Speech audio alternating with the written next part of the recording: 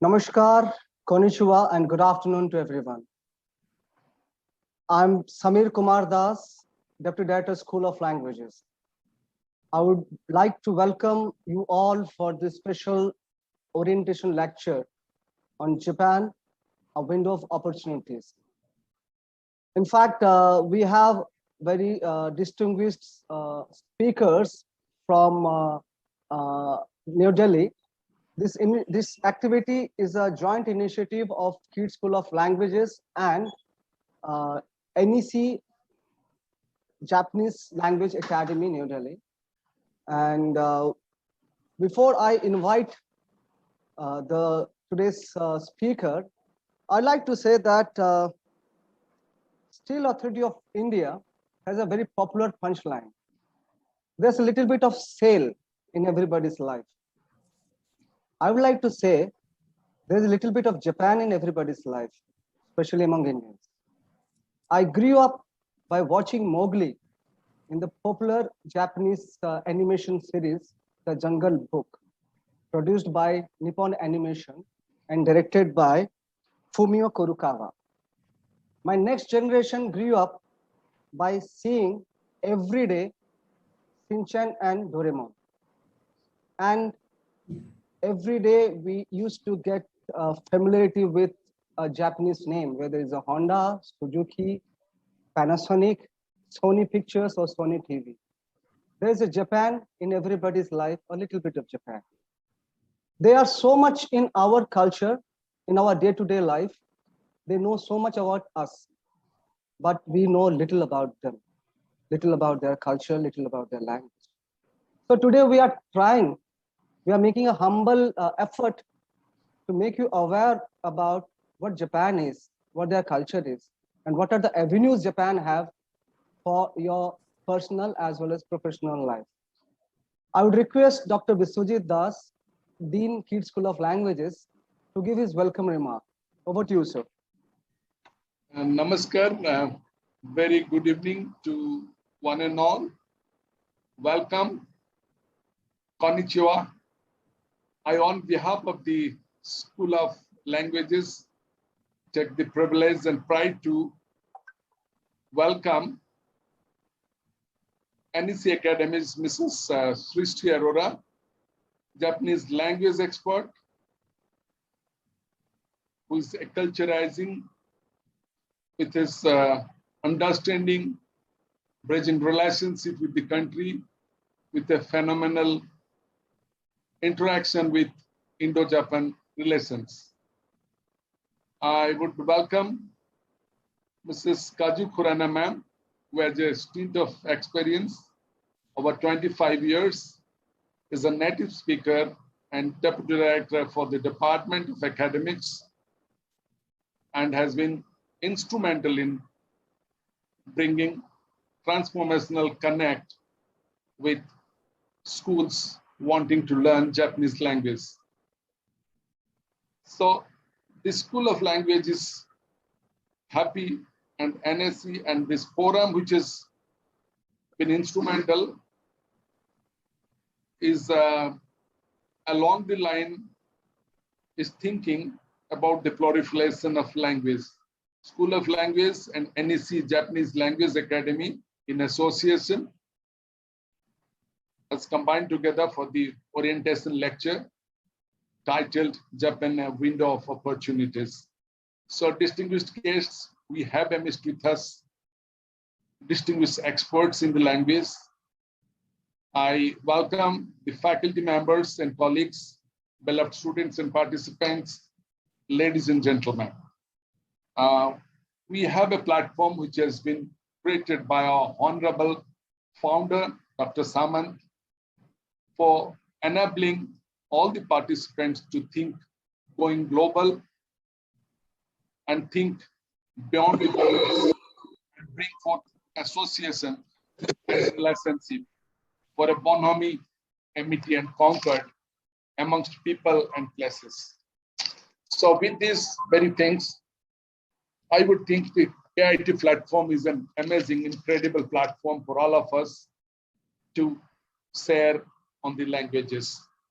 So as you know, in our university, in the School of Languages, we have already 6 courses which have been offered, which is trying to unfurl its portals to different countries.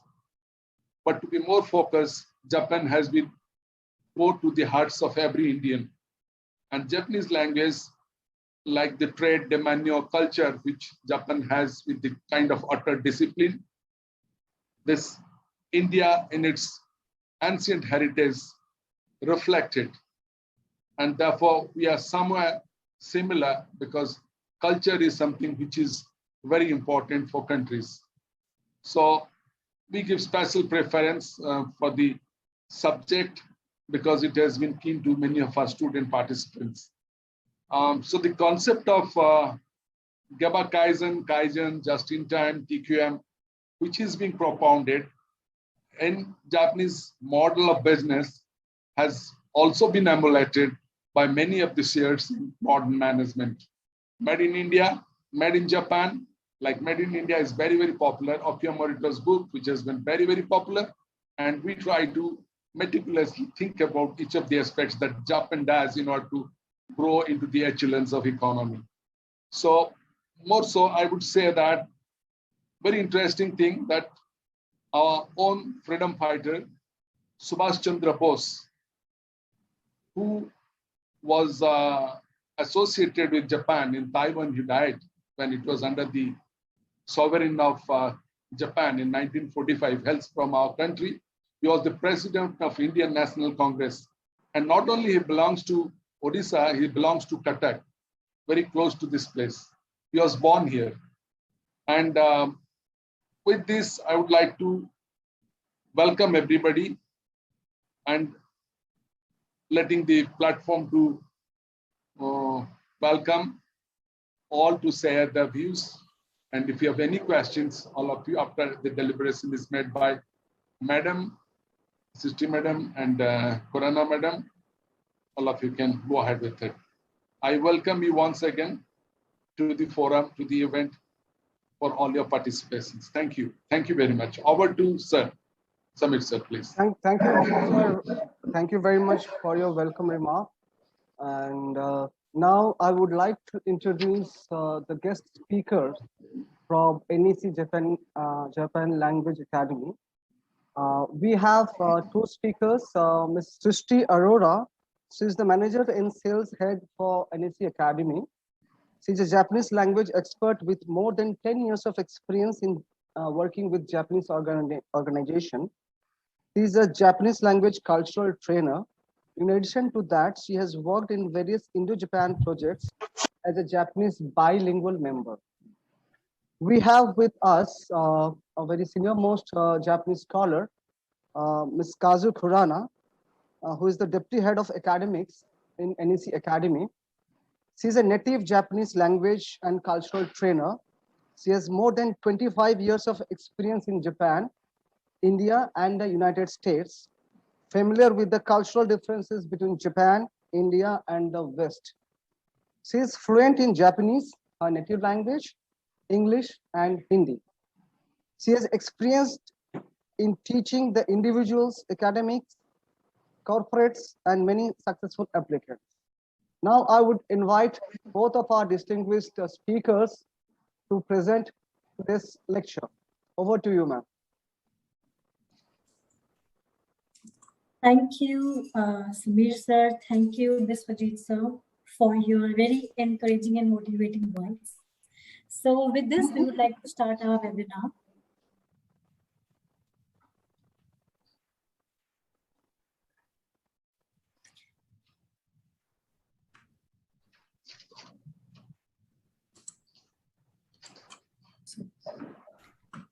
Yeah, thank you, Kazue.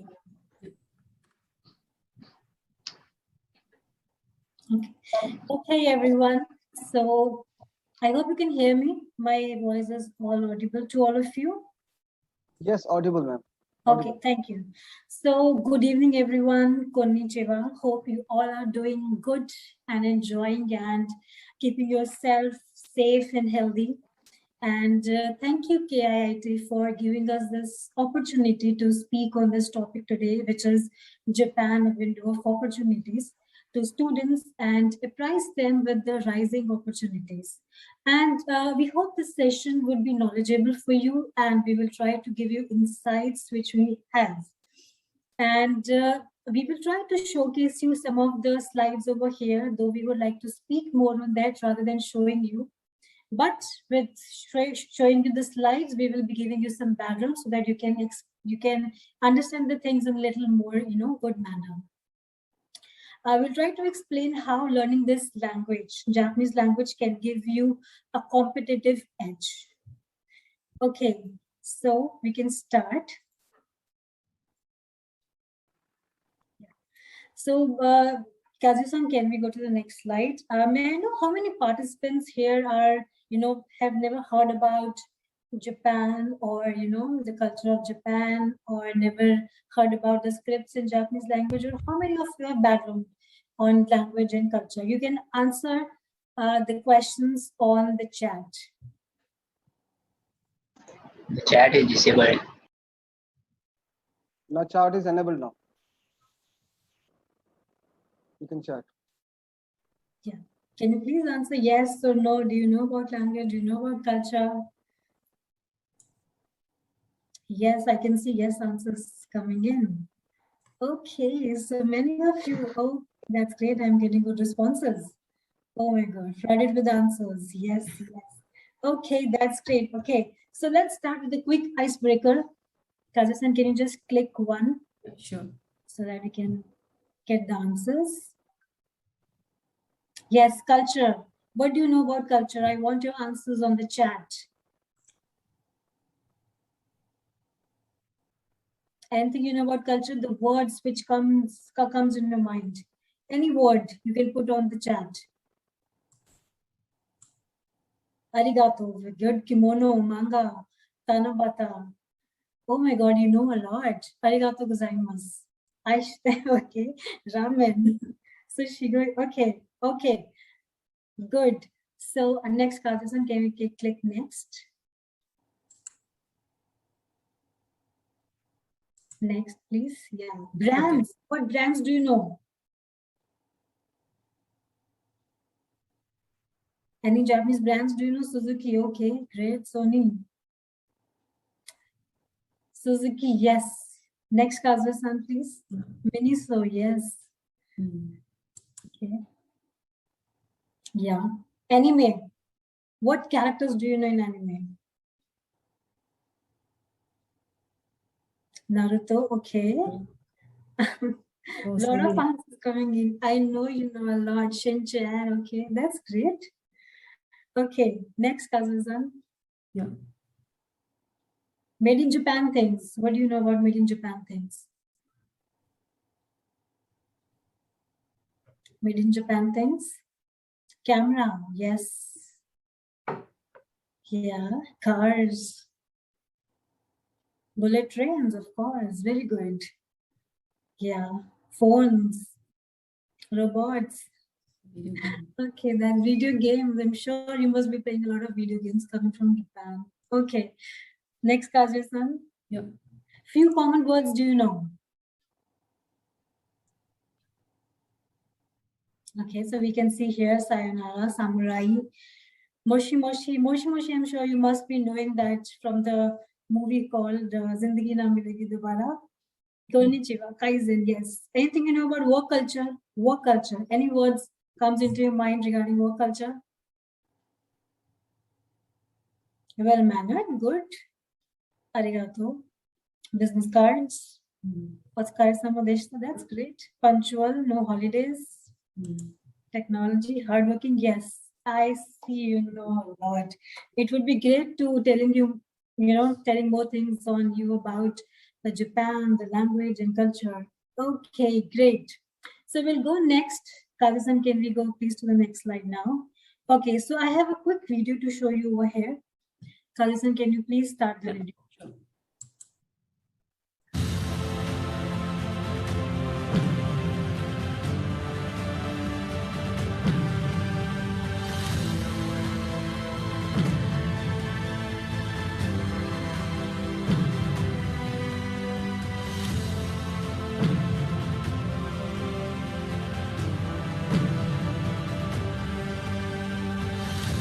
Japan, an economic superpower known for powerful leadership in the global society. Studying amidst Japan's rich appeal will dramatically expand your personal growth. Made in Japan inspires global trust for stellar performance and technology. Supporting this Japan are innovative manufacturing and artisan techniques plentiful in history and tradition. Unmanned space cargo ships, spearheading the quest for safe commodity transport to the International Space Station. The Shinkansen bullet train, fusing safety and precision operation. Mighty bridges, showcasing sophisticated expertise and breathtaking beauty. High-speed elevators, imperative in high-rise buildings, evolving to the concept of linking the Earth to outer space with space elevators. Japan's unique culture and ingenuity raise achievements and breakthroughs to ever greater heights. Japan, lacking natural resources, rose to economic superpower status on the strength of superior education and technology. Together with traditional scholastic realms, Japanese educational excellence is likewise nurtured in animation, games, and other modern fields. Higher education in Japan includes 5 major categories. Although most classes are in Japanese, many university undergraduate and graduate degrees are offered in English only.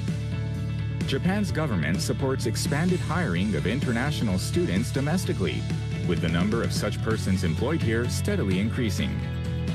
One promising career option for international students is working at globally active Japanese companies.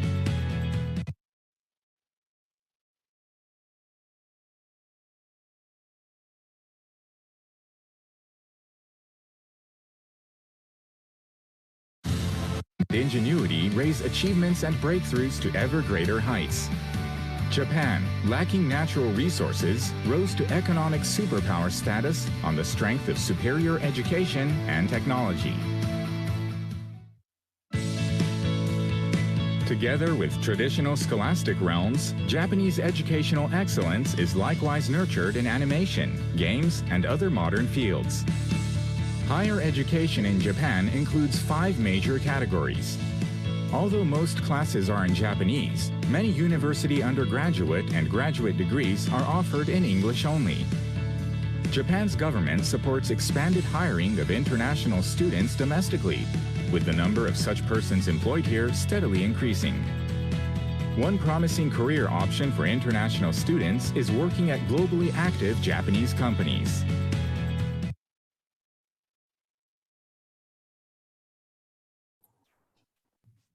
Yeah, thank you, Kazue-san. So we wanted to give you a quick, overview of Japan culture, Japan things, Japan technology, just to start with the session. Okay, Kazue-san, I think there is some blockage on the screen is coming in the upper side. Okay, what is it? Yes. On the top? Yes, yes. It's not. Nothing is there. No.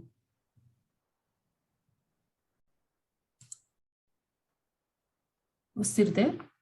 Yeah, still there. It's not going.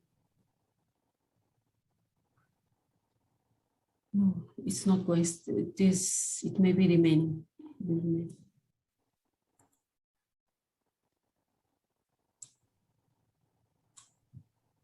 Okay, maybe we can start and we will be figuring out gradually. Okay, so can we go to the next screen, Kazue-san? Yep. Thank you. Okay, so I'll quickly take you through this NEC slide. This slide must not be very much interest to you because it's only talks about the company name, where it is situated, director and all. However, what I want you to quickly tell you through this slide is that this NEC Corporation is 121 old year company and it's headquartered in Japan. And we have around 100,000 employees across globe. If we talk about NEC, NEC has a very long history and we work almost in every area of technology.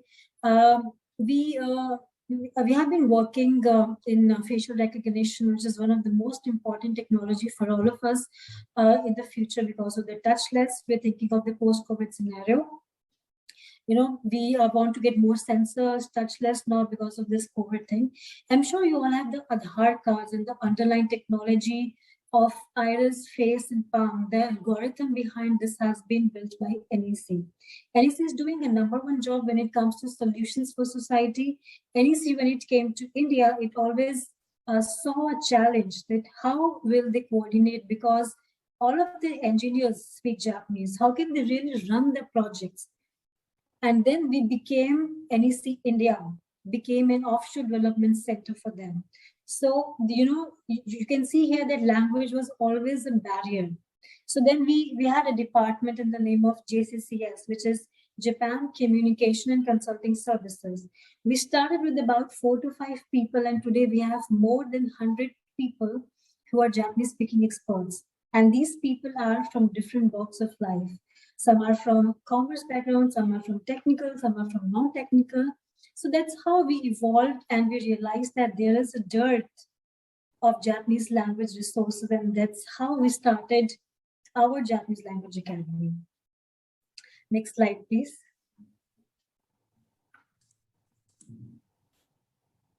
Yeah, next slide. Thank you. So if you see the slide, we have a classroom set up in New Delhi, situated, it's the heart of Delhi and very accessible by the metro. So far we have trained more than 2,000 people across India. Now, because of COVID, since we are online, our outreach has gone from Delhi to NCR and gone way beyond. And now we can say that we are everywhere here and, training the students from sitting in Delhi, and we're training students in the entire pan-India. We have a quite good number of natives as well. And I mean the Japanese natives who are living in India from a very long time. They joined us to teach all the students so that the Japanese can be taught perfectly. And we have experienced teachers. However, as I said, we have workforce of 100 bilinguals. So out of that, if anyone wants to update themselves or upgrade themselves, so we also run a teacher training programs for them. And just if you see the left side about, you can see the advisor to NJLA. I don't know if you know this face of Dr. Ashok Chawla. He has actually taught many of us on the language. And now he's working with Ministry of External Affairs and closely working with Prime Minister Modi. Since he has been in the government, and even prior to that, he is the advisor. Dr. Chawla was the advisor to, I think, since the government of Vajpayee ji. He's the advisor to us to tell us how to actually train the students and what we need to do as language is evolving. So he's the person who actually helps us to understand even from the business scenario perspective.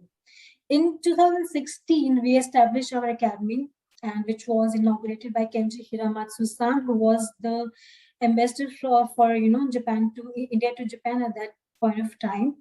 It's a pride for us that such elite, or I should say such prominent diplomats joined us on the inauguration day.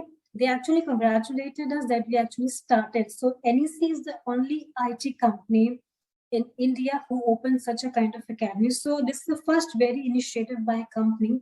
We also have our presence on the social media. So we've actually come together. These are the times when the students are thinking what they have to do in the future. What is there in store for them? COVID times are there, and what I'm going to do. So these definitely, and the questions come to our mind, to the students' mind. We joined hands to upskill and work together. We have been working with lots of government bodies. The bullet train project, which is currently going on, we are training them and how to work with Japan and not only the language. We're also teaching lots of corporates, the universities, where we're teaching them on the language and the culture parts, so that once they graduated, then they can have a good, they can bag a good job with a good remuneration part. Plus, of course, because Japan is also in need of such people who know their language and culture. So it's all about promoting language and culture so that people learn the language and culture and, get employment in India or Japan. So what differentiated this academy was that we focus on not only the language part, but also how you have to work in Japanese companies, because language is definitely a way to communicate or a way to enter into a company for your career. However, the most important part is that, Japan looks to us that Indians are working with them. So how hygienically, by hygienically means how well we can gel in the terms of their culture, their business, their etiquettes, and in those areas. So being an institute that is being run by a Japanese company itself, we focus on those skills where people, students or learners, all those who wants to get into this Japanese language, they should also know these small intricacies to work with Japan. So that's what we are doing, and really look forward to many questions which may come forward in, coming forward time. We will be having a proper Q&A session where we will be taking your questions. Can we go to the next slide, Kazue-san? Yeah, we can go to next slide. We can skip. These are the companies wherein, we are teaching, we are working with them. Yeah, next slide.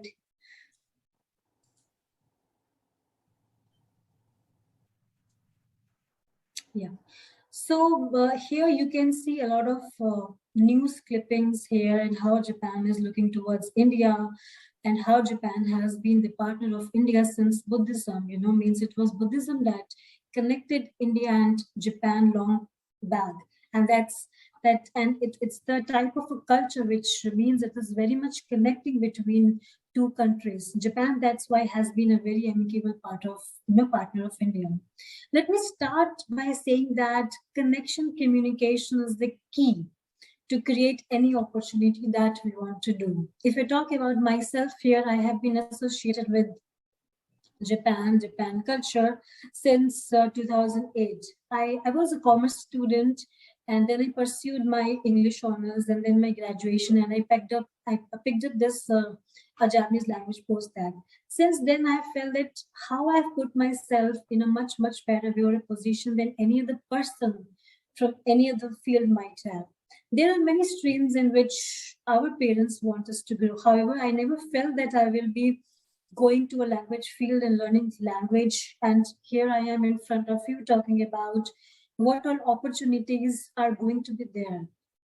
And amid this COVID scenario, you must have seen so many jobs and layoffs. There are so many challenges, people are facing. However, the communication, the job which we do, which is communicating in a different language, which is helping to different countries. And in fact, across globe, when working in two different organizations, we are actually able to talk to each other and convey the business nuances and different things. That's what what your job is here to stay. I graded myself and really feel privileged that I picked up language and simultaneously different things like sales and marketing, and I've been working with NEC. I will also take you through a little bit slides also, though I would like to talk on this then, about the opportunities coming up in. Can we go to the next slide?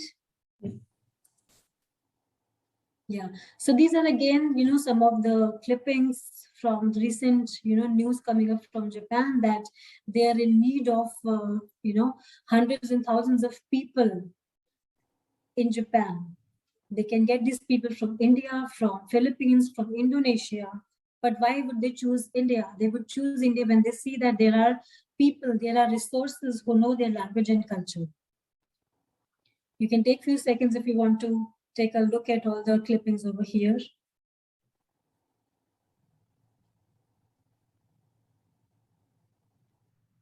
Yes, we can move to next slide, Kazue-san. Yeah, so if you see the slide to Japan, it shows that Japan is the third largest investor of FDI in India that comes to India. And looking at this COVID part, scenario in China, where Japan had done a lot of investments, and now lots of companies are withdrawing from there, and their mainstream country where they be wanting to invest in is India, Thailand, Vietnam, or Indonesia, or Philippines. So India is going to be the wonderful choice. This again talks about how Japan and India is really working together. If you see, Japan has been selling bullet trains to India, which is one of the most ambitious project which already started. So bullet train is Shinkansen in Japan, which is very futuristic and high-term infrastructure projects, are actually happening now in India. So it's definitely going to bring a lot of impetus to that kind of development. And, Indo-Japan, not only from infrastructure point of view, they also links, tie links through Skill India initiatives, through PM Modi, which is really picking up these days. Japan is looking forward to a lot of good skills from all over the world. And Japan has always been a very close country to India, because they always thought that they know they speak Japanese and they don't speak English. They can't speak English. They always thought that they cannot accept people, that they cannot speak my language and culture. They don't know my culture. So communication has always been a barrier. However, if you have seen the recent times, there has been a tremendous change. If you see from Japanese companies in India, they have been increasing in a very exponential manner. It's the reason not only because we welcome investment, of course, government has given a lot of a new impetus to investments in India and loosening certain kind of restrictions that India is giving. But also there are a lot of people who are able to understand Japan pretty well, because working with Japan definitely takes an edge over. Maybe if you have seen working with US or any other countries, Japan needs a little meticulous approach, a different approach which other countries might need. So it needs a little meticulous way of doing things so that we can actually gel with their culture. Even FDI, as you can see, this is all the data which I'm sure the students are much better than me, knowing much more facts. And the third largest investor in India, it's actually done a great when it comes to sending money in India and getting infra projects, which we are doing in India. So that's all about the Japanese companies and how investments are happening in India. Because of this COVID, Japan government is actually incentivizing these Japanese companies to shut their shops or factories and move to somewhere else. I mean, from China and move somewhere else and add. And India is trying to target to engage that investment in India. Can we go to the next slide?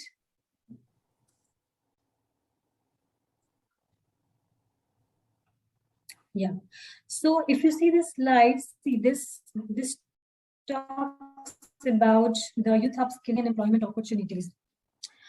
You must have seen that thousands and millions of students are, getting graduated every year from different engineering colleges or business schools.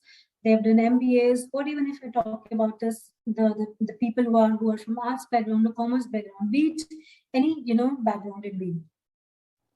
So if you see, many of the people are standing in a queue and very few of them are bagging a job, that to a good job which they might have dreamt of, that after doing a lot of studies we are wanting to have a good job and getting a good remuneration package, but they are unable to get that because there is a gap between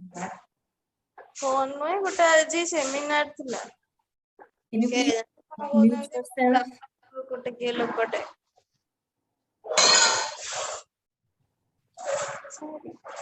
Can you please mute yourself? Yeah, thank you. Yeah, so because there is a gap between demand and supply, what market needs these days is, and what we are supplying to the market is that there is a massive skill gap. That's why, students passing every year and only very few are bagging a good job.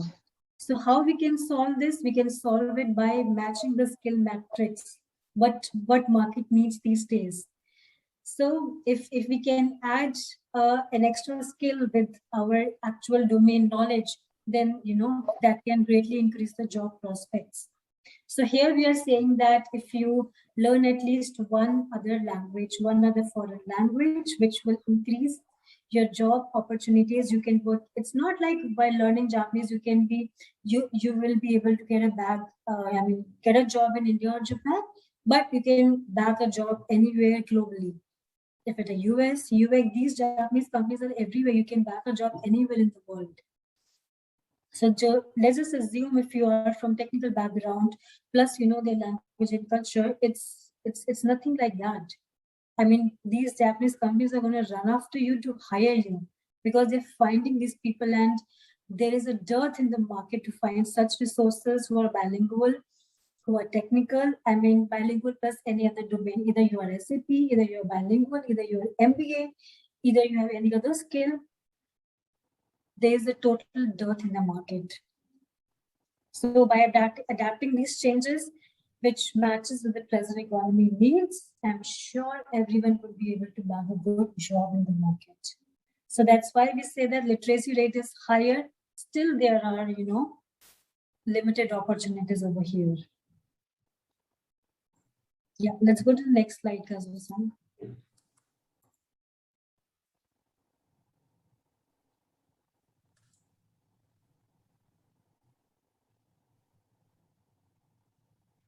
Yeah. So I would say it's a time that we have to start working for Japan and working in Japan in a serious and sincere manner, because you know this is the time when most of us and most of the students would be thinking, what would be the post-COVID scenario be like? What is it I really need to do? And all of them are studying into different fields, working in different domains, but some knowledge and learning of this language can give you an edge over others, while they can work in a lot of Japanese companies in India, Japan, wherever you want. So post-COVID scenario, definitely when Japan is going to divest from China and come to India, it would need a lot of bilingual skills for people who can actually help in establishing these Japanese companies and their businesses. The Make in India initiative, which the government is taking, and people like us and students of different fields opting for Japanese language will be very helpful. So let me just quickly tell you that China has always been a competitor in terms of giving much more Japanese language bilinguals. Chinese are the most learners of this language, and India has the huge potential and opportunity when it comes to students. They can learn the language and they can make their future much brighter. And from the perspective of remuneration, there is a huge difference which they will earn with just management degree, or you know, just having a plus self on their resume, like learning an extra language or other skills. Yeah, you can click more, Kazue-san. Yeah. Let's go to the next slide.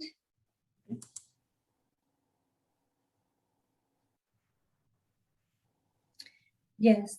So if you see the slide, this slides talk about the demand versus supply. I'm not talking about right away after 2 years or 3 years. Of course, the situation is still here, but after 2 years, 3 years, the situation is gonna go more worse. And if you see that here, there is a, you know, this sort of an image here, like where it says that India would be, in India, there would be decreasing employment opportunities after 8 years or 9 years down the line. And in Japan, because Japan has an aging population, so increasing demand of skilled workforce in Japan would be there. So likewise, India doesn't have employability, Japan has employability, and Japan needs resources and people from outside world. So that's how, you know, India can provide the resources to Japan. But how will you work in Japan? You can only work in Japan when you know their language and know their culture, right? That's how you will get employed there. That's how you will survive over there. I will tell you in the next slides that what roles you can get into there and how much language you should learn along with your domain skills, that you can start working in Japanese organizations, either they are in India, Japan, or anywhere in the world. And also I tell you that there is a complementing relationship, you know, association between Japan and India. Japan is an economic powerhouse with an aging society. Labor is in increasing short supply, active job openings, number of applicants has increased to, you know, a good number percentage. New job offers to number of applicants has also increased in previous years. But if you see that India has more than 50% graduates unemployable. More than 80% of the engineering graduates are not employed. The world's largest illiterate adult population is in India. Only 6% of the IT graduates getting hired by the top 10 IT firms. So how Japan and India can be a complementing association? Japan is in need, India doesn't have any employability. So if we do that, a reverse sort of a thing, then it's a wonderful complementing association, not only for two nations, but for the people like you, for the students like you, who are dreaming about your career, about your prospects, where you want to see, 3 years, 4 years, 5 years down the line, or even after 10 years when you want to be, at much higher position. We can go to the next slide, Kazue-san.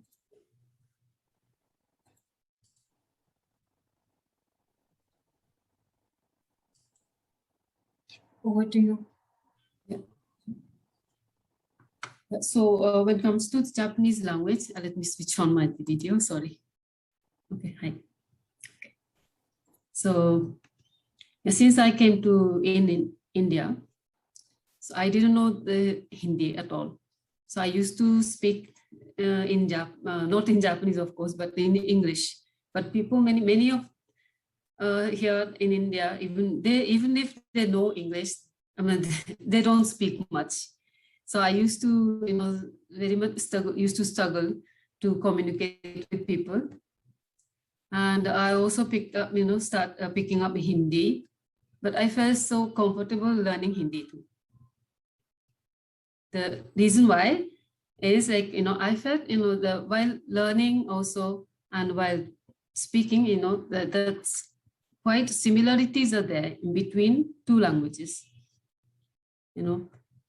So, the structure wise here, grammars are quite similar.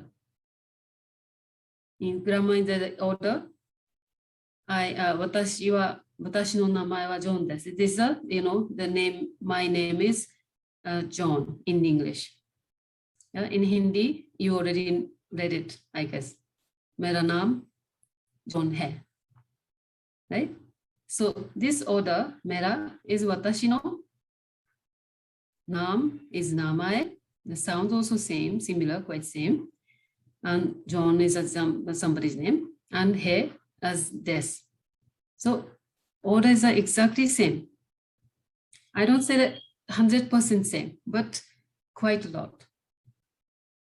And secondly, some vocabularies are quite similar in the sound wise, and not only sound wise, the meaning wise also. So in second box, it's written, the word seva is used in Japanese language as which has same meaning. So the meaning is to take care. Seva karna is like to take care of someone, right? So, but in Japanese we say seva oshimasu. Which means same. We take care of someone. Yeah, like that. And other than that, here third one, the word rickshaw. I know everyone knows rickshaw, right? That's a three-wheeler passenger car pulled by a human runner in India. But that rickshaw, the word vocabulary, basically, I think this word has same meaning in Japanese. Yes, because I guess rickshaw, the name is not in Hindi. That came from Japanese language. Any meaning is in rickshaw here? No, right? That if we say in Japanese rickshaw, that it's in hiragana, the Japanese script, it's written rikisha. So riki is a power, and the sha is car. And if we say rickshaw in Japan, that is, people pull the car for the passenger, not the bicycle. In India, the bicycles, three-wheeler, they are riding a bicycle and pull it. But in Japan, in maybe 150 years back, 200 years back, people used to pull that car for the passenger. So the manpower, the man pull the car.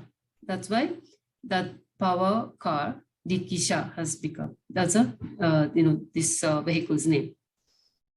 So that mean in Japanese meaning has rikisha, and in India, maybe I guess it came from Japan.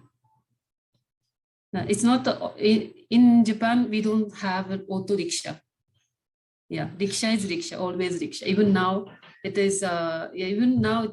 Some people are doing as a professional, only for the sometimes like for passenger when tourists are there.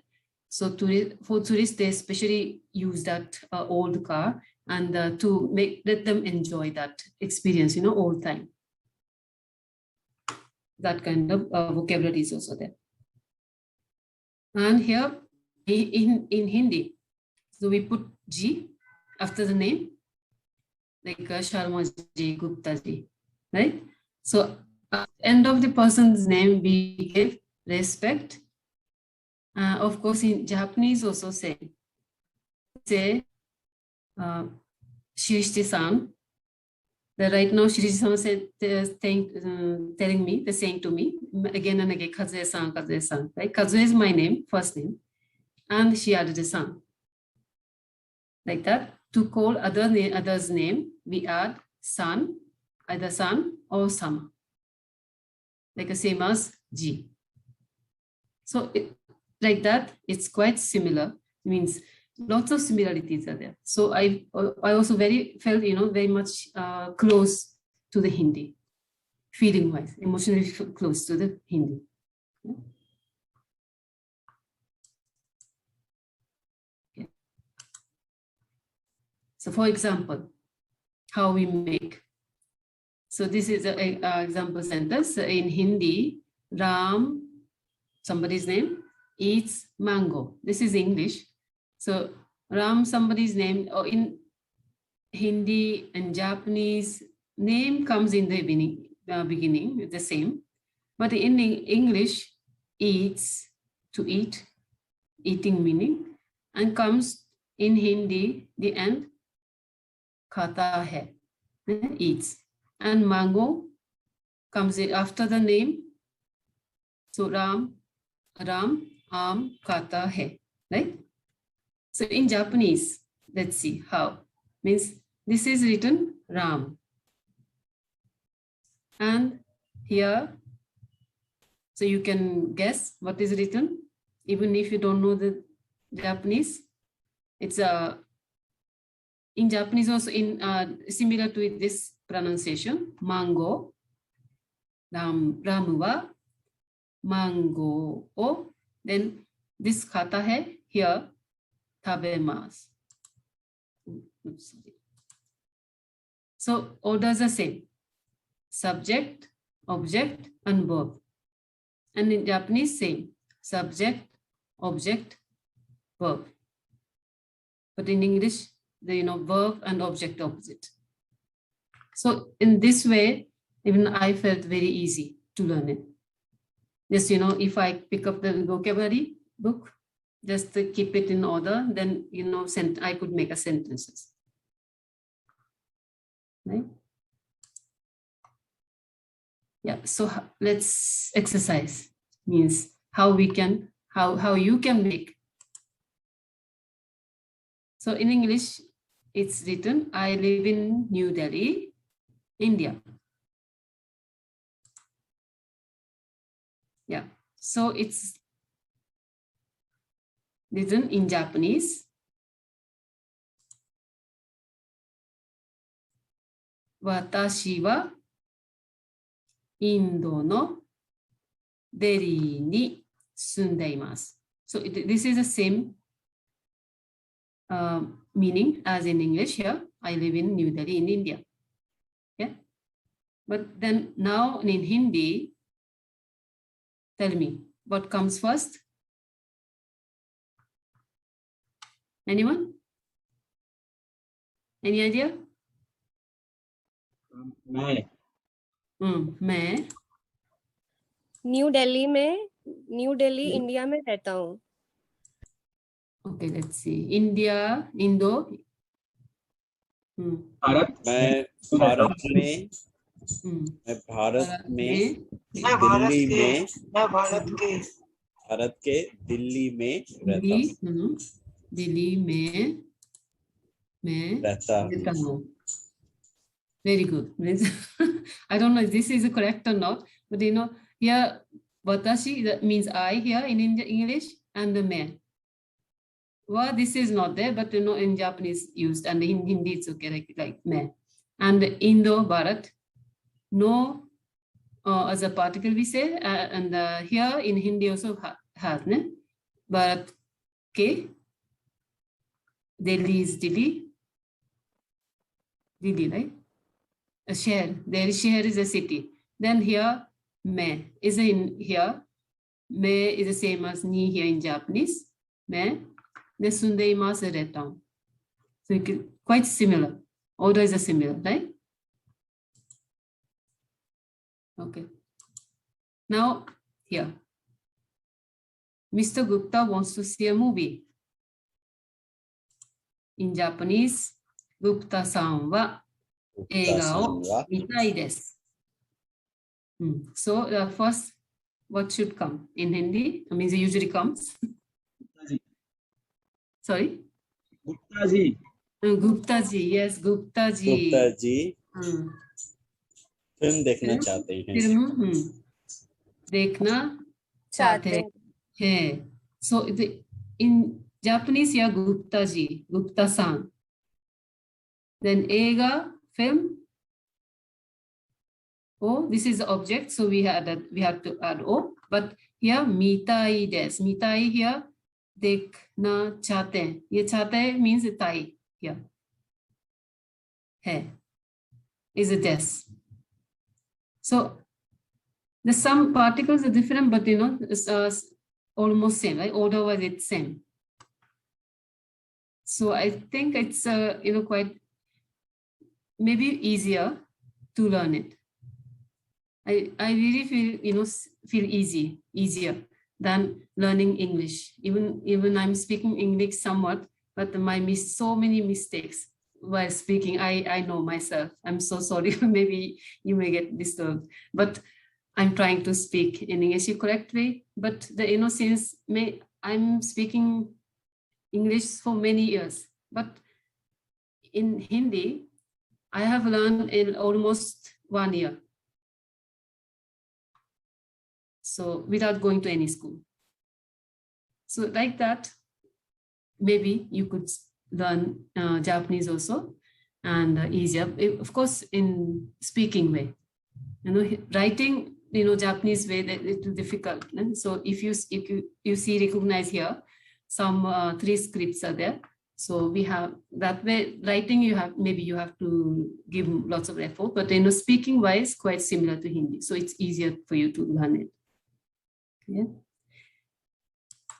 Ma'am, I have a question. Can I ask? Yeah, sure. Ma'am, can you please show the previous screen in which the 2 things were written? Yeah.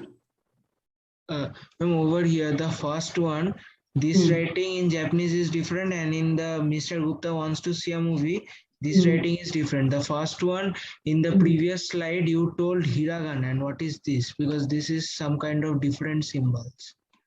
Yeah, you The recognize symbols are not matching differences. from. You recognize some, right? Yeah, that's very nice. A good observation. Because I also saw in the previous slide also there was difference.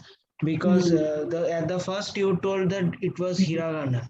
And after that, there was a slide, and over there also it was written like this in the second line, in the second translation to Japanese, and that one. So I was seeing that why are these different. Firstly, I thought that it may be some italic or something. Then I saw that the whole symbols are different. Yes. Ma'am, Thank you is so much this for your kanji? observation. Is this kanji? Yes. Japanese language. Yes, in Hindi, scripts are, A, E, E. Those are, I don't know how many are there, and the things. But in Japanese, there are 3 different type of scripts. So one hiragana, which is, we say that the basic, and the same sounds, but it's a katakana. The hiragana is like this, and like this, and these here. Under katakana, like this one, and yes, Mr. Gupta. These are katakana, second split. And third one is the one we came from China. Third one is kanji. So we use 3 different kind of script. So it's mixed, but you know the hiraganas are used for basic Japanese language, and the katakana is basically the vocabulary came from outside, means foreign language.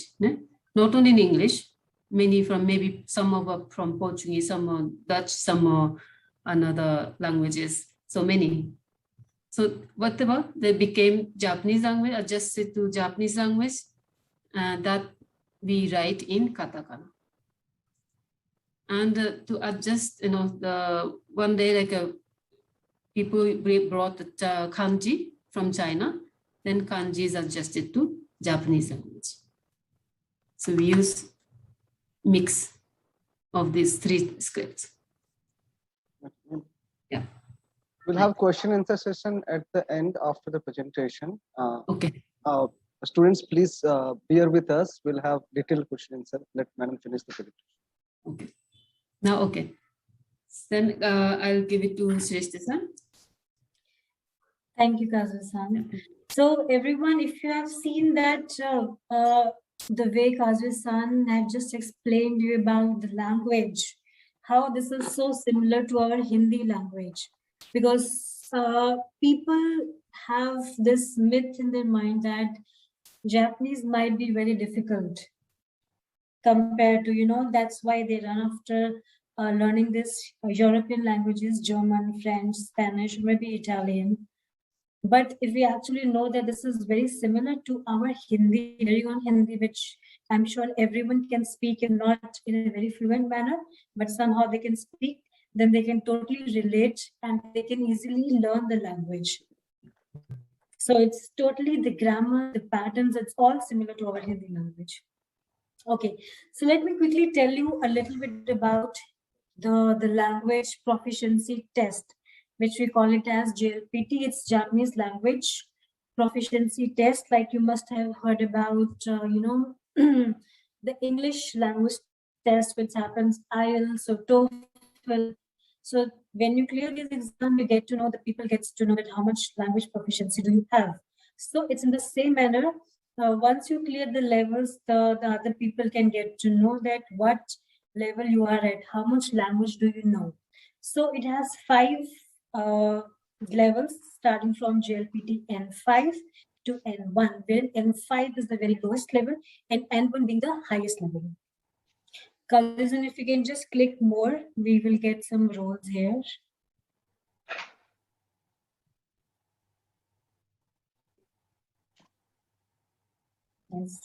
Yes, you can, yeah. So here in this slide, I would like to tell you that there are different roles associated with different levels of the language, right? A person who wants to become a pure bilingual person, that means you want to work as a Japanese language translator, a Japanese language interpreter. Of course, we understand he or she has to at least learn the intermediate, or if he can learn up to advanced level, nothing better than that. But people who are coming from different backgrounds, like different domains, if I talk about, they're engineers from technical background, they're coming from business schools, they're MBAs, but want to add language as an alpha thing on their resume, as an alpha skill. So for those, I think if they even learn till the N4 or N5, or even N3 is the intermediate, which is a very good level to work. So if you are people coming from the technical background, you are engineers. So even if you learn N5 or max to max N4, I think you don't have to learn much more than N3, N2, because you're not undergoing into the pure bilingual work. You just need to communicate with your Japanese counterparts in case you're working with the Japanese organizations, either you're working in India or you're working in Japan. I think to communicate, to know about their culture, to understand what they're saying, to express your feelings, I think N4 is, you know, the best level you can reach out till that language. Or if you want to advance your studies into language, no one is stopping you, you can do that. But these are different roles associated with the different levels. And 5 and 4 and 3 and 2 and 1. People who are testers, business analysts, want to become bilingual, want to learn Japanese. So N5 would be good, N4 would be good if you want to become SAP bilingual, because that needs a little more proficiency into the language part. Then you can, you know, learn up to N3.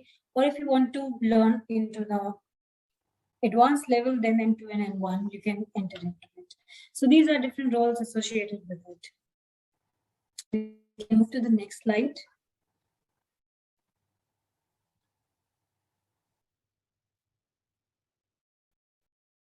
Yeah. So this talks about the JLPD centers, exam centers.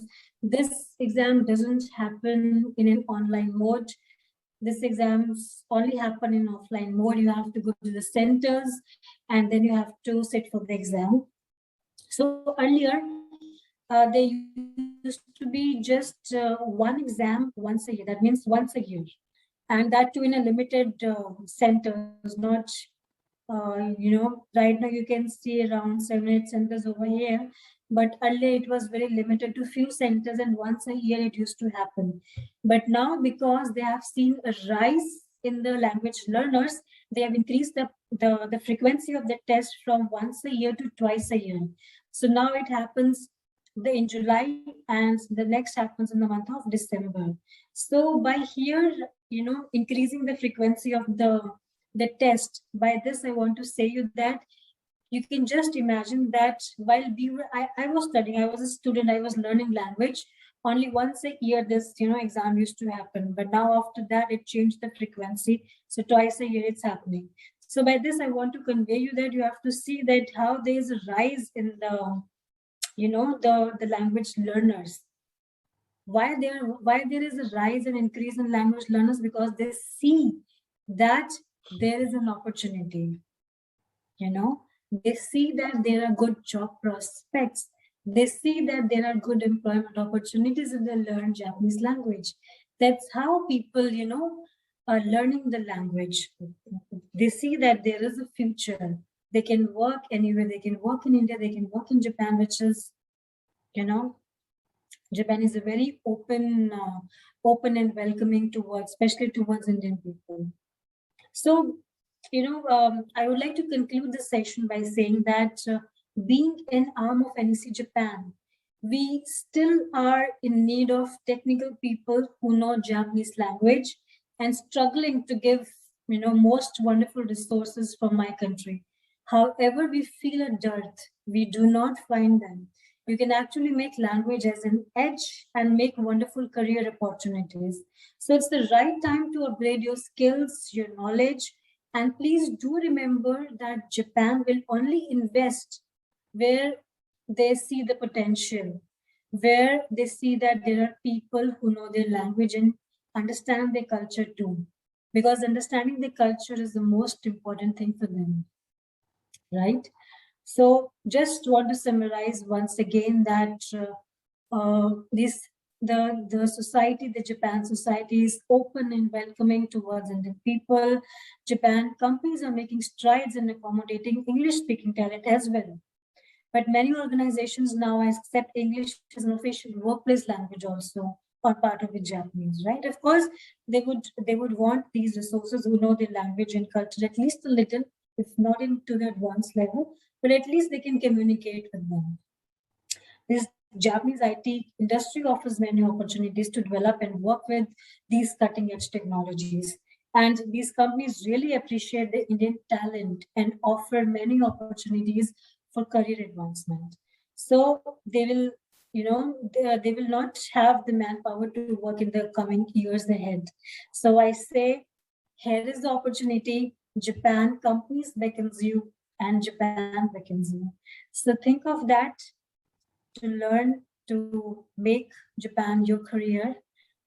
And with this, I would like to conclude the session. Maybe we can go to we'll have a question and answer session at the moment. Yes. You can put off this presentation slide and we'll have open discussion with the students. Yeah. Now we are open for the questions and answers. So yeah, I have closed the share. Yeah. So now those who have a questions, they may raise their hands. In fact, that will be better.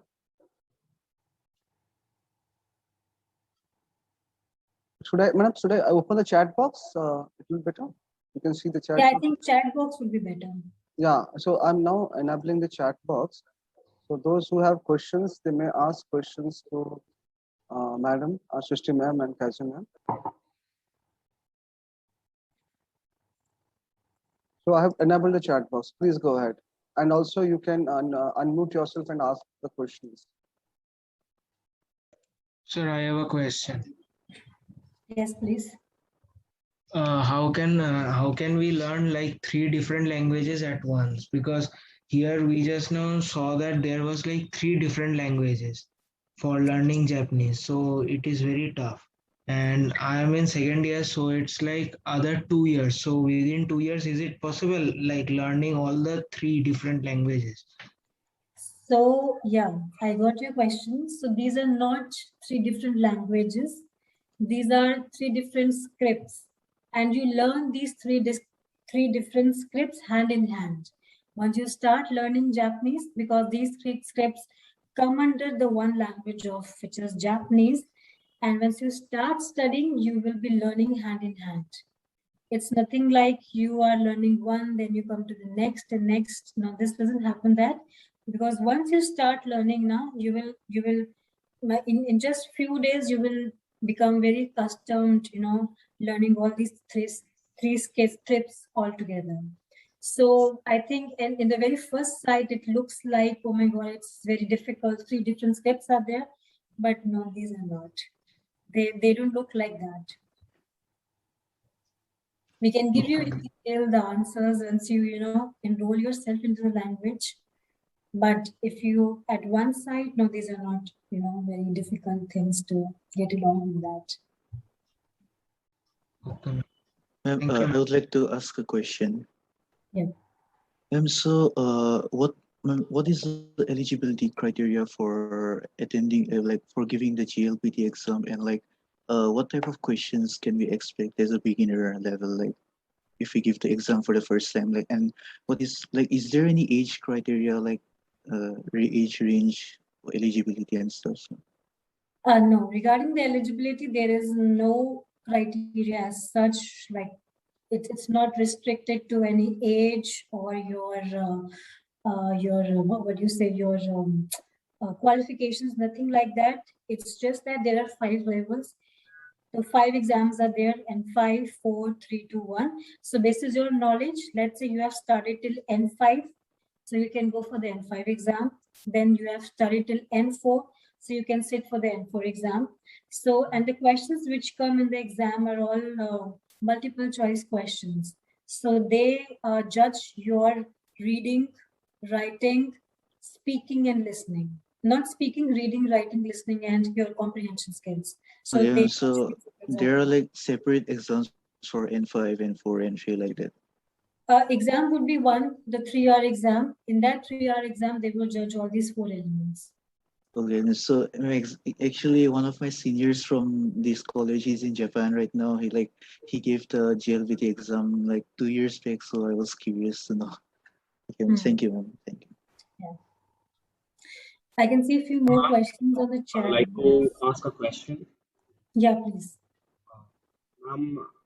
KIIT School of Languages has provided a Japanese course for some of us, which many of us took in the last semester, and this semester itself, it is being taken by some.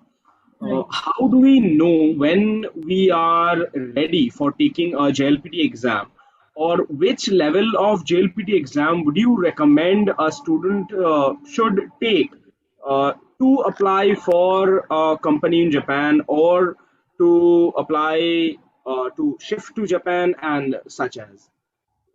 Okay, so when you will start studying, either you will study along with the KIIT where we are teaching, or you study in any other institute. They will teach you as per the level wise. They will start with the basic, which covers N5. Then they will come to basic 2, which covers N4. So there is a particular syllabus or course for every and each level. So that states that you should know that much of alphabets, that much of kanjis, that much of vocabulary or grammar you should know to sit for N5 exam or N4 or N3 or N2 or N1. So there's a particular course you have to finish before you sit for those exams. And ma'am, which level would you recommend for maybe studying abroad in Japan or taking up as an employee in Japan? See, if you are from, if I may know, are you from the engineering background?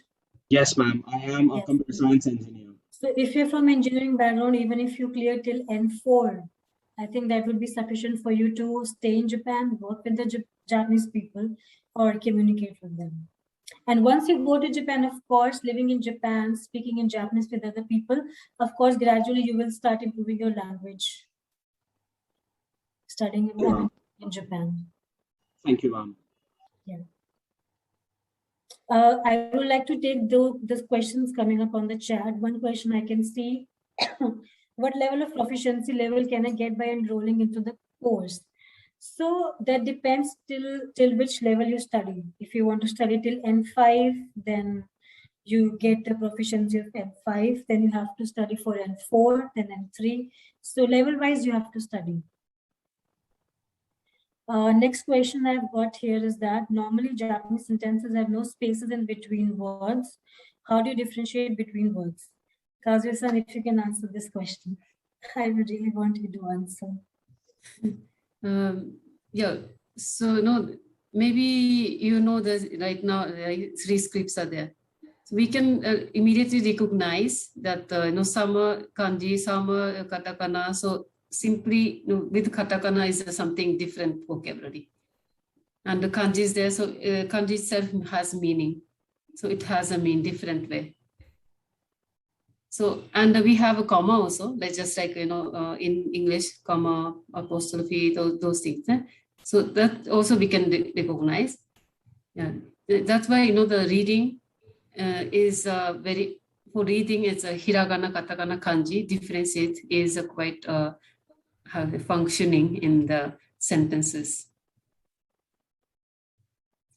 like that. So yeah.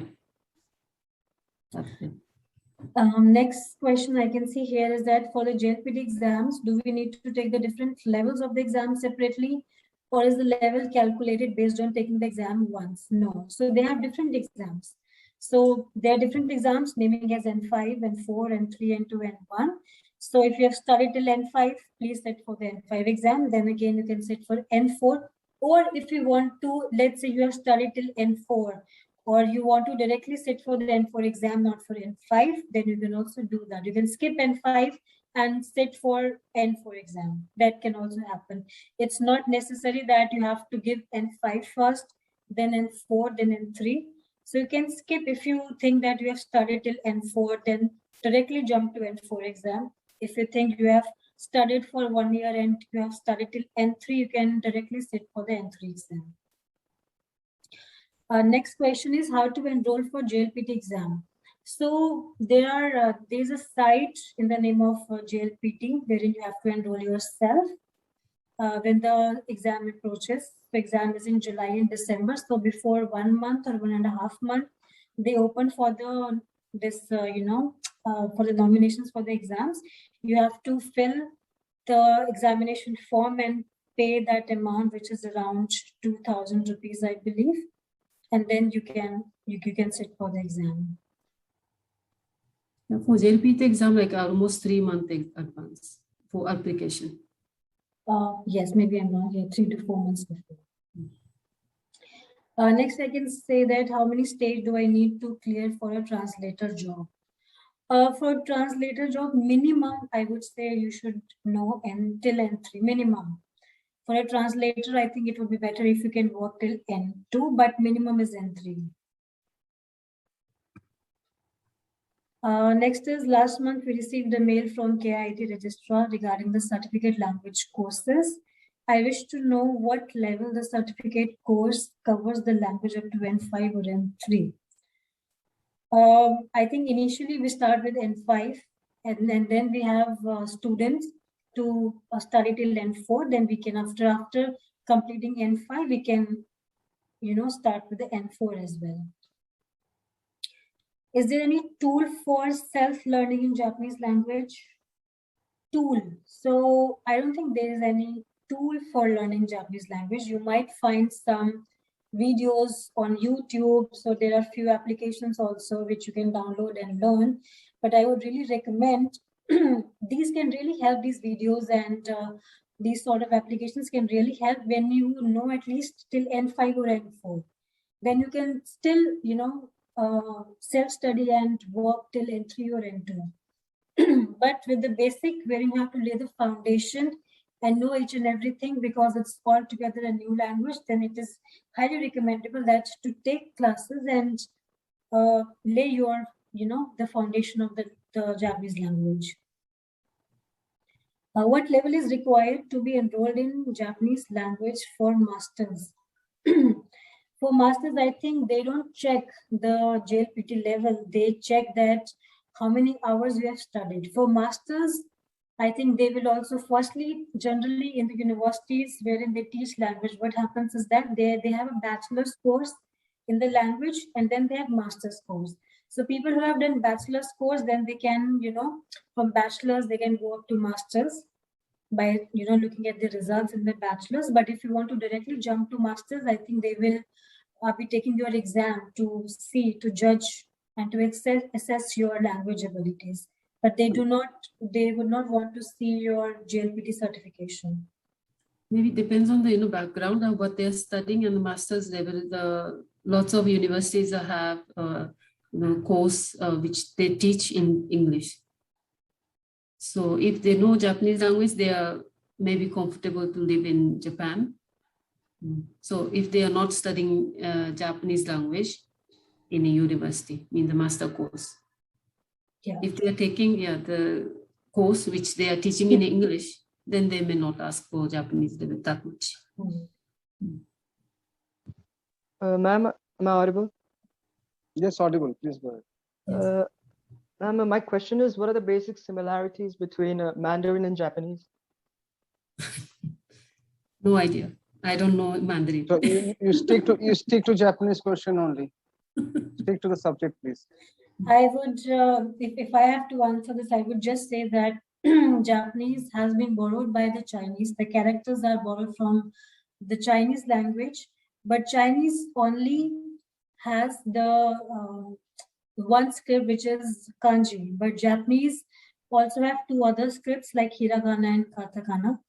So, and if you see the characters in Chinese and Japanese, you might see the similar characters because they have been borrowed from China only, but the reading and the meaning might be different in Japanese. So, what are the scopes for biotechnology in Japan for employment or for PhD courses? So there are huge opportunities for these such areas. How can I enroll for Japanese learning course if I am a first-year law student? And is it helpful for me as a law graduate to learn Japanese? Yes, I think from every field I would see that there are prospects. If you learn Japanese, there are many companies who are planning to come to India and set up their business, but they would need people from different backgrounds, from finance, from law, for marketing, for sales, for business development, the MBAs, the engineers. So every sort of people they would need. So even if you're from a law background, it would be great if you learn Japanese.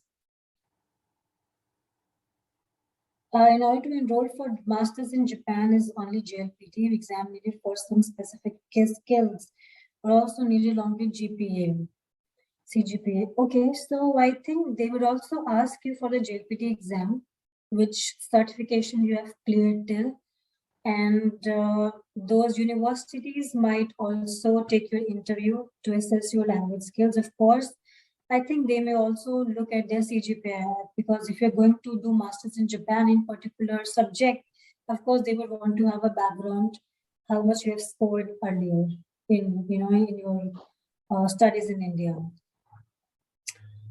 Scopes for electronics engineers in Japan. I don't think I have to answer that question. There's a huge scope there.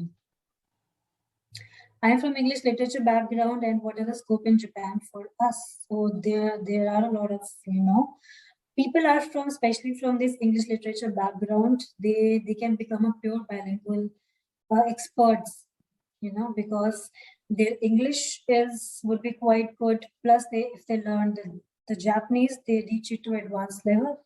They can become a pure play bilingual, and they can work as good translators, and interpreters over there in Japan, which is in real high demand. Excuse me, ma'am. Am I audible?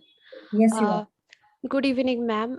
So my question is, I'm from biotechnology, and mine is an integrated course for both BTech and MTech. So if I'm actually hoping to apply for PhD in Japan, so do I have to have I have a GRE score, then do I also have to have just complete the GLPT exam also? To study in Japan, you were saying, right? Yes, ma'am. I think they would require some sort of language and cultural understanding to go to Japan and survive in Japan. And I think even if the university doesn't require that, you yourself should have that much of understanding and knowledge so that you can go to Japan, survive there, at least communicate a little bit and understand what they're trying to say, right? Yes. So I would really say that even if you do the basic one, the N5, that would really help you to go to Japan and survive there, and it would increase your chances to get admission in such universities in Japan. Okay, ma'am. Thank you very much. Madam, there are other questions are there? Would you like to take other questions? There's, I think, one more question there. What are the scopes for VR technology and criteria needed to study in Japan regarding the same? I might not be able to answer the criteria needed to study in Japan for such technologies. I think that you have to maybe in touch with those universities. I can only tell you if they would be needing such, the language proficiency or not. I think as I just answered the other girl, Swagata, I believe. So if you even know the basic one, it would be easier for you to go to Japan and survive there, even if the university doesn't want that. The ones who are going for the corporate world, like the business law, BP, LP, can there be any scopes in Japan for the same? I would say yes. I would really say yes, because there are, there is a scope in each and every field over there. Because as I just explained in one of the slides, that they have an aging population. Right, if they have an aging population, that population comprises of, I mean, they must be working in all the different fields in Japan. So even if you do, even if you are from the arts background, English background, commerce background, finance and law or business, I think there would be a huge opportunities over there.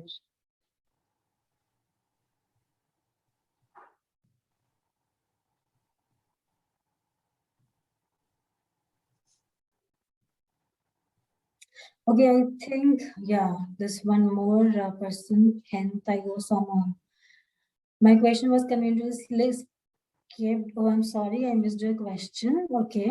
Saisha wa Nihon de hataraki tai no de gozarun. Nanika osusume shitai kotoga arima. Okay, she has written in Japanese. Nihon de saiko no IT gaisha wa dore desu ka? Okay. Okay, so you want to work in Japan, in IT companies. So what sort of IT companies you can work into it? So there are so many IT companies over there. There's a Fujitsu, there's NEC itself in Japan, another big IT brands are there, which works across different technologies. So I think that for the engineers, for the ITs, I mean, I don't have any doubt that they won't get any chance to work in, I mean, they would not get any chance to work in Japan. So there's no doubt into that. Well, actually, those who want to ask question, we'll take only few questions now. Raise your hand, please. We'll ask one by one. Madam, you are the co-host, ma'am. You can ask one by one questions by Google raising hand. This is Sakti Panda. Yeah. You can unmute yourself and ask the question.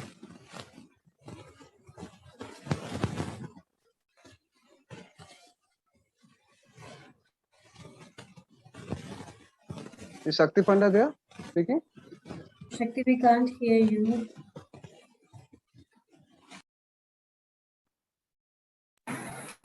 Hello. Or maybe you can type. Hello, good evening. Am I audible? Yes, yeah. Good. Okay, ma'am, so I wanted to state that I just wanted to learn Japanese as a hobby because I've always been fascinated by the culture and I'd really like to know more about it as my own personal interest. So what I'd like to know is if something like I have a certification course in Japanese would stand out in my CV just because I wanted to learn it as a hobby, if you know what I mean.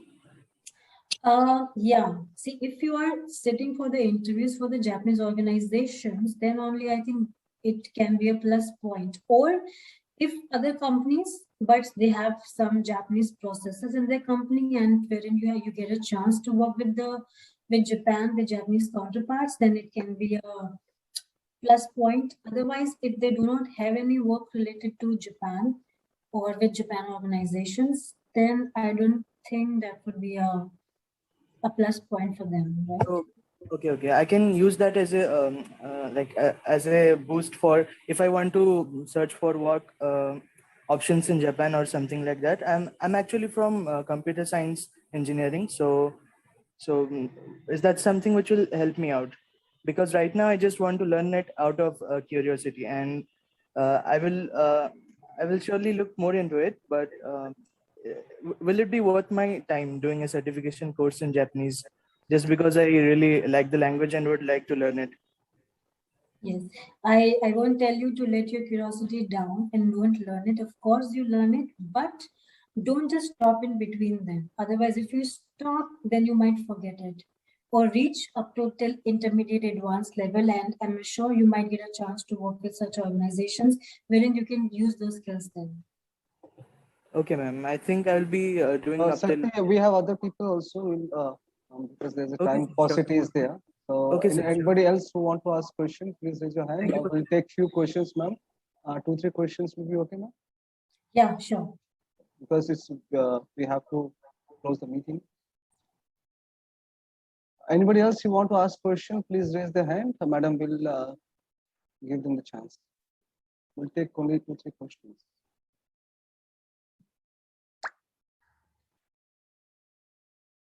Divya Darshan, please unmute yourself and ask the question. Ma'am, why kanji seems harder as compared to other Japanese languages? Okay, so I would like to correct you first that other Japanese languages, no, maybe we can say that other Japanese language scripts, because there are 3 scripts in between, right? That seems harder, but I'm sure when you will start learning the language, now it will be the most easier, most understandable thing, and it will be very much interesting for you to make and learn those pictorial script. We also call kanji as pictorial script. Yes, ma'am. So had it been doing this session as a physical session, I would have shown you on the board how to write such kanjis and how we can derive the meanings out of that. Okay, ma'am.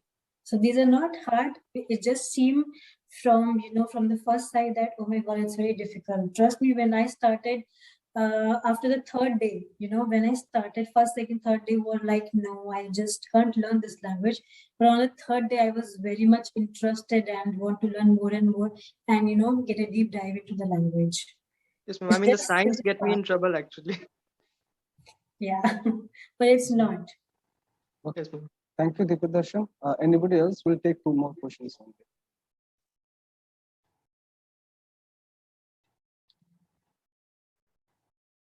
I believe everybody's done with their questions. Yeah. Mr. Ma'am, it's a great enlightening session. In fact, We had a lot of interaction from the students, and we would like to, in fact, before I close up the session, I just want a brief feedback about today's session, closing remark from both of you, what you felt about, because the students, what I believe that students are not much aware of the potential or the what with the Japanese language learning will give, because they are being very much prone, or awareness is very much about the European language, because it's everywhere, too much marketed or promoted, I can say. So it's a humble beginning we did this time to initiate the exposure to Japanese language and culture. So more and more students will know about the potential which Japan has for them in their life and career. So I just want you, both of you, to give your 1 minute kind of wind up remark, so that what you felt about the students here, and about teaching the KIIT students, because let me tell our students here that out of 700 applicants, only 35 students were selected for this Japanese JRIR, Japan Ready Industry Ready program, which is being now conducted by NEC Japanese Language Academy at KIIT University. So, you know, there's so much of demand, but only the best, the deserving students, and those who can pass on that phase of learning, because you may feel at some point of time it is really getting difficult and you are stuck up in middle and you would like to quit. But this is what the initial pressure you have to bear through, because once you pass on that 1 month kind of a time, later on it becomes easier for you, and you will be having the edge. You will have the uniqueness which others won't have. So that is what my personal experience in dealing with Kazue ma'am and Srishti ma'am, because every week we discuss and we keep a talk about how students are learning, and it's a very good symbiotic efforts KIIT University and NEC is making to make people learn, make students learn the Japanese language. Srishti ma'am, your 1 minute remark, closing remark, and then Kazue ma'am. Yeah, I would just want to say that I was really happy seeing a good number of people joining the course. I mean, joining the session today. That means they were highly interested to know about what opportunities exist in the market if they learn this. And I was really glad to see that, you know, the responses coming from the students via chat when we were doing that icebreaker session, and so many questions coming up to seek the answer. That really shows that how enthusiastic they are and how inclined they are towards, you know, learning this language. That's great. That's great. Yes. Kazue ma'am, your remark, please. Yes. So yes, like Srishti-san said, like, you know, the number of participants, they were so surprised. You know, so many students have joined. So really, thank you so much. You have, you know, collected so many students, and I'm very thank you for all the students to join today. And really, you know, Japanese language, maybe it seems like difficult, but, you know, you can just enjoy it.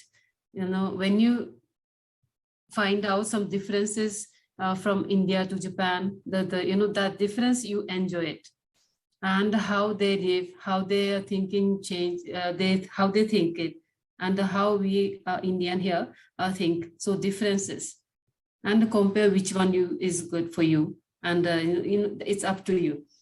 Those things, and you know, you should always pick up something suits you, right? So, and you know, Japanese, maybe we always try to improve everyone's life. So even for you, maybe Japanese language may help you and improve your life. So I want, request you, means suggest you to learn some language and the culture, maybe, and to adjust your life in the future. Yeah. Thank you, Kazue ma'am. Thank you, Kazue ma'am. I would like to request Dean sir, because he has been the major propeller of this initiative. In fact, I may be the executor on the ground, but he's the support, the rock solid support at the back to have visualized this kind of initiative and then push me to get it done. So I would request Dr. Biswajit Das to give his closing remark, and then we'll wind up the session. Thank you, Mr. Madam, in fact, your presence for the presentation has immensely benefited the students. All that questions which they had in their mind, they have been clarified, I presume. So with the course continuing right now for the Japanese language, it is, I'm sure, will immensely benefit the students.